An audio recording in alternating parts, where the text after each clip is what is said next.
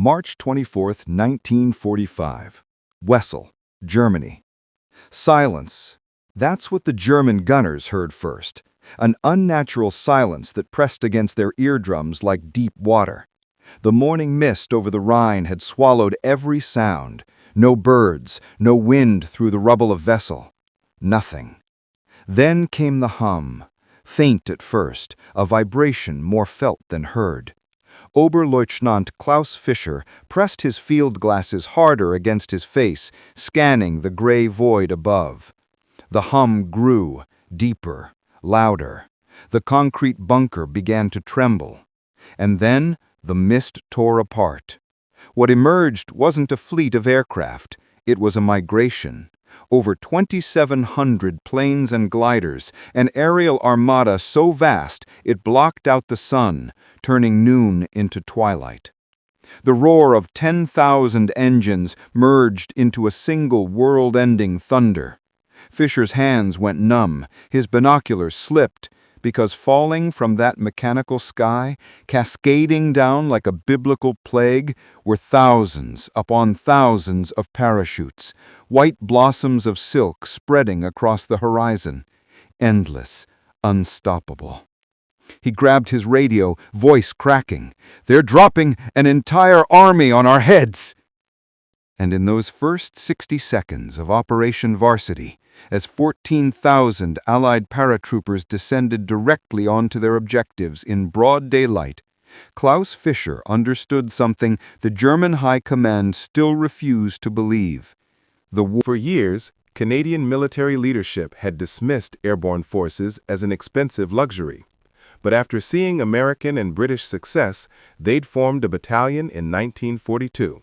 Then, unsure what to do with it, attached it to British command. The Canadians had proven themselves at Normandy, then in the Ardennes, helping stop Hitler's desperate Christmas offensive. Now exhausted, they were being asked to jump again. Lieutenant Colonel Jeff Nicklin gathered his officers. At 6'3", a football hero back home, he embodied calm strength. "Gentlemen," he said, "we're jumping first. I want to lead my men into battle." His deputy, Major Fraser Eady, frowned. "Sir, you normally jump mid-stick for command dispersal." "Not this time," Nicklin cut him off. "First man out the door." No one argued with the commanding officer, but everyone knew first out meant first in to the German guns. March 24th, 2 a.m. The Canadians woke in the pre-dawn darkness of their English airfield. By 7:30, they were airborne in 35 C-47 Dakotas flown by American crews. "Scruffiest guys I ever saw," Major Hilborn recalled. Baseball caps, cigars, but they radiated pure confidence.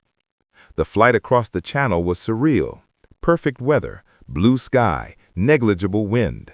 Not a single German fighter penetrated the Allied umbrella of 889 escort fighters and 2,153 more ranging across Germany, hunting prey.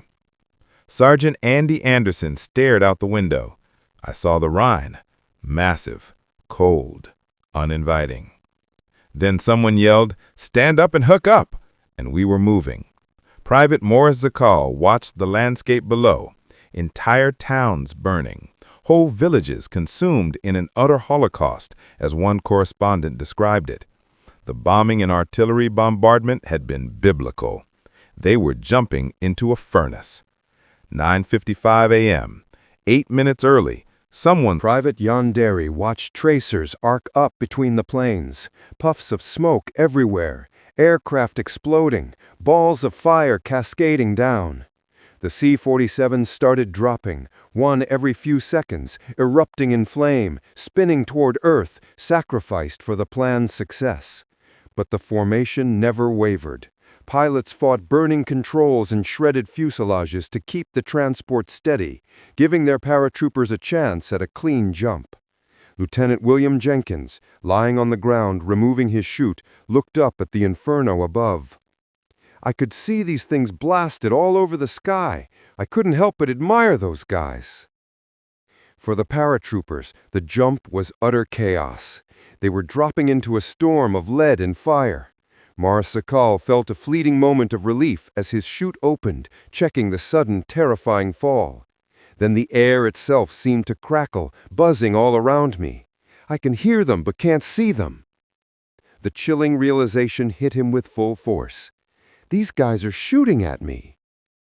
Private John Dare whipped up desperately at his canopy, watching the silk turn into Swiss cheese. Bullet holes. It sounded like being in the rifle butts, he recounted.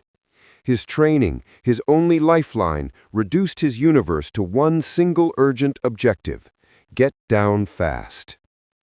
Major Edie, witnessing the carnage beneath him, instinctively went limp in his harness, feigning death. The German gunners, assuming they had claimed another casualty, momentarily stopped targeting him. His subsequent landing was brutal, hitting the ground hard, but he survived the drop. They were descending directly onto entrenched positions, not open fields. Dug-in artillery, well-sighted air defense guns, and hidden machine gun nests in every farmhouse waited for them.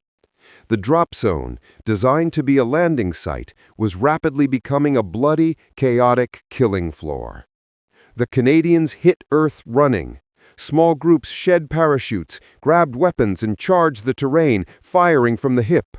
The Germans fought back savagely. Company Sergeant Major Johnny Kemp. They were as good as us, young and full of... We overrun bunkers, toss grenades into houses and barns, generally raise hell. 1B Company patrol under Sergeant Apage went to clear nearby woods. They returned with 98 prisoners. By noon, the battalion controlled its sector, having fought through the initial German shock and secured its primary objectives. By 2 p.m., direct enemy resistance had largely ceased, broken by the sheer ferocity and speed of the airborne assault. By 3 p.m., reconnaissance elements of the 15th Scottish Division made crucial ground contact, linking up with the paratroopers. The operation achieved its impossible timeline. Link-up was complete in less than 24 hours, exactly as planned by the High Command. But the price was undeniably written in blood, illustrating the human cost of choosing audacity over caution. Just 2.5 hours after the assault began, all Allied objectives were secured. But the butcher's bill was catastrophic. Within the 6th Airborne Division, 1,297 men were killed, wounded, or missing. 45% of all vehicles were destroyed, leaving the division desperately short of mobility and supplies. Half the artillery pieces were damaged or lost, crippling their fire support. The 1st Canadian Parachute Battalion lost 67 of its 475 men, a devastating 14% casualty rate in a single morning. The fatalities included their commanding officer, Lieutenant Colonel Jeff Nicklin. When Nicklin didn't show at the RV, Major Fraser Eadie instantly took command, maintaining the battalion's momentum. But concern mounted rapidly for the beloved Lieutenant Colonel. A clearance patrol found him 36 hours later once the area was secured. He was hanging silently from a tree, still tangled in his parachute harness. His body was riddled with bullets. The grim truth became clear. He dropped directly above German entrenchments and machine gun nests. 2 orderlies moved to help. Both were shot dead. Without hesitation, Topham ran into the hail of fire. He reached the wounded soldier and began treatment. A bullet struck him through the nose. Bleeding profusely, in great pain, he completed first aid and carried the man to cover. For 2 hours, he refused treatment for his own wound. Face swollen enormously, he continued evacuating casualties under accurate enemy fire. Then he came across a Bren carrier that had taken a direct hit.